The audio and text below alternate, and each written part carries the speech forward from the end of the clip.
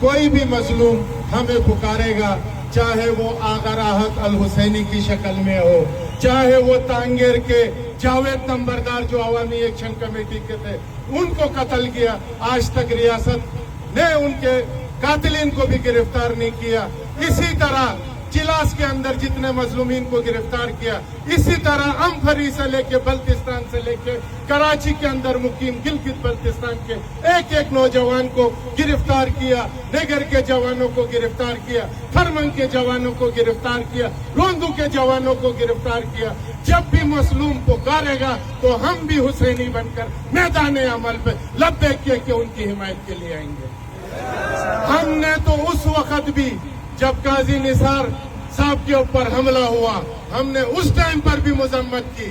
ہمیں پتا ہے ان کے اوپر حملہ کرنے والے لوگ کون ہیں، ہمیں پتا ہے آج آغا راحت الحسینی ہمارے قائد گلگت بلتستان کے اوپر جو قاتلانہ حملہ کرنے کی سازش کے لیے یہ فرقہ وارانہ سازشیں رچائی جا رہی ہے، یہ بھی ہمیں پتا ہے کرانے والا کون ہے. لیکن کب تک ہم چیخ چلاتے کہتے رہے اس عوام کو، کب تک ہم بتاتے رہے؟ آج ہمیں شرمندگی ہے. آج میں حضرت فاطمہ الزہرا سلام اللہ علیہ کی قبر کی طرف دیکھ کے میں اس ماں کے آگے شرمندہ ہوں.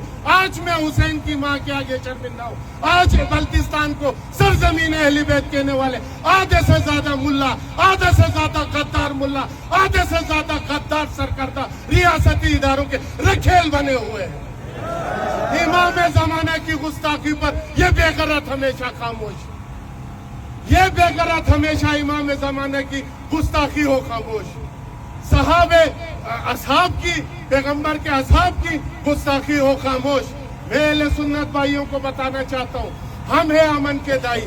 یہ قبلہ شیخ احمد ترابی ہے امن کا دائی، یہ قبلہ آغا مظاہر الموسوی ہے امن کا دائی. اس پنڈال میں موجود یہ علماء کرام، یہ کاچو ولایت، یہ محمد علی دلشاد، یہ لوگ ہیں امن کے دائی. یہ کہتے ہیں شیعہ سنی بھائی بھائی ہے کہ نہیں؟ آپ لوگ نعرہ لگا کے بتائیں، شیعہ سنی، شیعہ سنی، شیعہ سنی، شیعہ سنی. لیکن شیعہ سنی بھائی کی آڑ میں ہمارے اہل سنت بھائی جو ہمارے جسم کا ٹکڑا ہے، صرف ہمارے بھائی نہیں ہے. آپ بھی دیکھیں کون موجود ہے آپ لوگوں کے صفوں میں کالی بیڑے، کن کو استعمال کر رہی ہے ریاست؟ کیوں امام مہدی کی شان میں گستاخی کی جاتی ہے؟ ہم اپنی گردن کٹا دیں گے، ہم اپنے خطے کو تباہ کر دیں گے، لیکن کبھی امام کی شان میں گستاخی پر ہم خاموش غدار اور سہولتکار نہیں بنیں گے. ہم نے قسم کھائی ہے، امام زمانہ ہماری حجت ہے.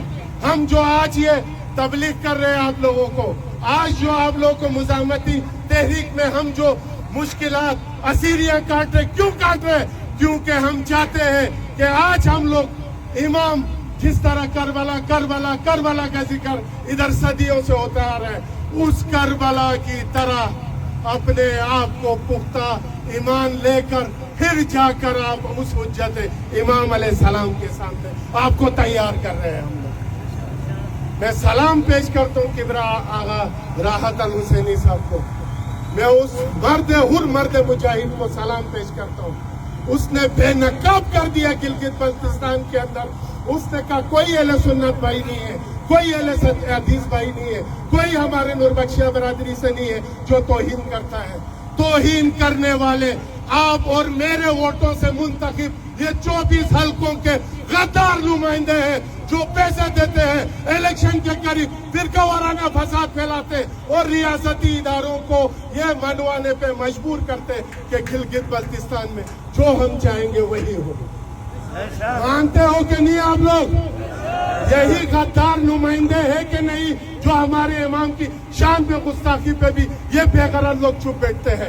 یہ صحابہ کرام کی گستاخی پہ بھی یہی نمک حرام لوگ چپ رہتے ہیں. مانتے ہو کہ نہیں آپ لوگ؟ تو زیادہ لمبی چوڑی تقریر نہیں کروں گا. جتنے بھی اسیران ہیں، چاہے وہ اہل سنت برادری سے ہو، چاہے اہل تشیع برادری سے ہو، جو مظلوم ہے، ہمارا قائد آغا راحت الحسینی، اس کا حکم ہمارے لیے حرف آخر ہے.